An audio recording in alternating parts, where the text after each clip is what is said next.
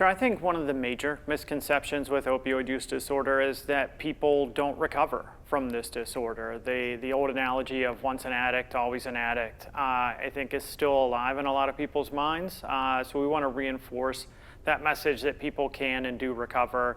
And we use peer certified recovery specialists to really highlight that, to share their stories, to share that message of hope and the positive stories of recovery.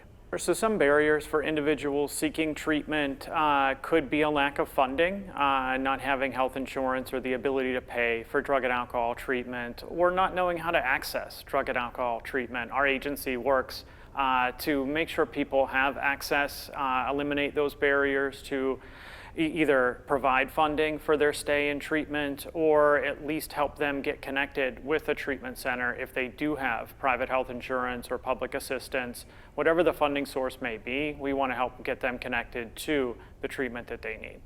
So some advice that I would have for families that are dealing, they have a loved one that is struggling with opioid use disorder is one, don't give up, it's never too late.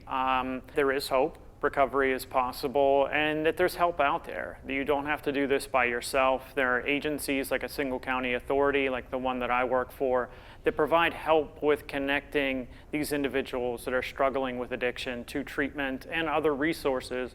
Housing, employment, and transportation are some of the major barriers in a rural area that we live and work in. So our case managers and recovery specialists can help connect that individual to those resources.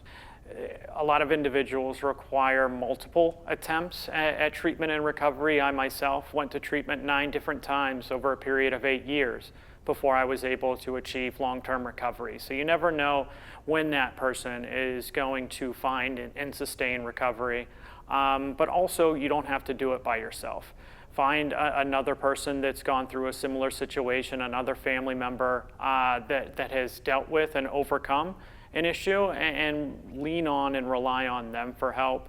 And then there are agencies out there like the one that I work for that provide resources and assistance for family members as well, regardless of whether or not the person with the opioid use disorder is ready to enter the recovery process.